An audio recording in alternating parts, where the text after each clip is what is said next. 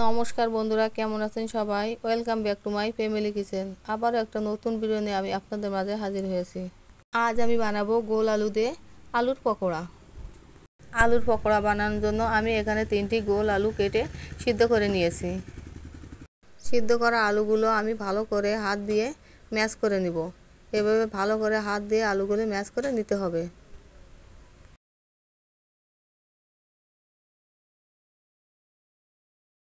সিদ্ধ করা আলুগুলো সুন্দর করে ম্যাশ করে নিয়েছি। এবার এর মধ্যে দিয়ে দেবো পেঁয়াজ কুচি, কাঁচা লঙ্কা কুচি, 1 চামচ কর্নফ্লাওয়ার, জিরা গুঁড়ো, ধনে গুঁড়ো, স্বাদ মতো লবণ ও সামান্য একটু হলুদ। হলুদ দিলে কালারটা একটু সুন্দর আসবে, তাই আমি এখানে একটু হলুদ দিয়েছি। আপনারা চাইলে নাও দিতে পারেন। সব কিছু দিয়ে ভালো করে মাখিয়ে সুন্দর একটা আলুর ডো বানিয়ে নিতে হবে।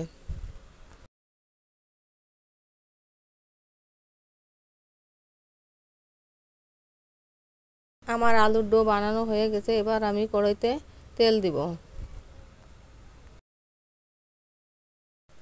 আমার তেল গরম হয়ে গেছে। এবার আলুর পকোড়াগুলো এভাবে দিয়ে দেবো। এভাবে একটা একটা করে দিতে হবে, না হলে একটার সাথে একটা লেগে যাবে।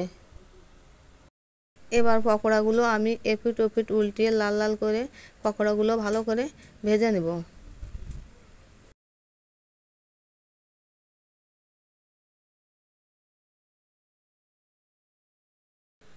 পকোড়াগুলো ভাজা হয়ে গেছে। এবার একটা পাত্রে তুলে নেব। বাকি পকোড়াগুলো আমি এভাবে ভেজে নিব। আলুর পকোড়া এভাবে বানালে ছোট থেকে বড় সবাই পছন্দ করে।